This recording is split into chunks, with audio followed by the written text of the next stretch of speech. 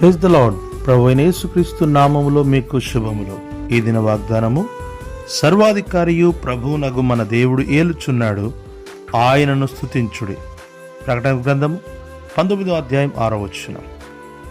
ఈ ప్రభు దినమున మనమందరము మన రక్షకుడును ప్రభువైన యేసుక్రీస్తును సర్వాధికారి అని, ప్రభువు అని ఆరాధింపవలసిన వారమై ఉన్నాము. అవును, ఈయన సర్వాధికారం కలిగిన దేవుడు. పైన ఆకాశమందును క్రింద భూమి మీదను మరియు అందరి సమస్తముపై అధికారము కలిగిన వాడు. పాతాళము మరణముపై కూడా ఆయనకు అధికారం కలిగిన వాడై ఉన్నాడు.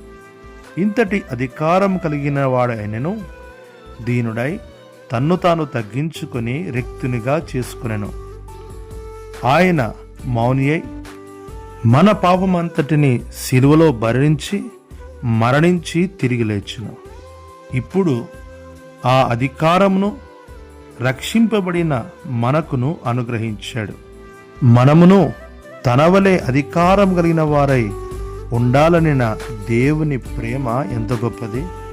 ఆ ప్రేమకు బద్దులమై ఆయన నామమును ఘనపరచుచు హెచ్చించెదము.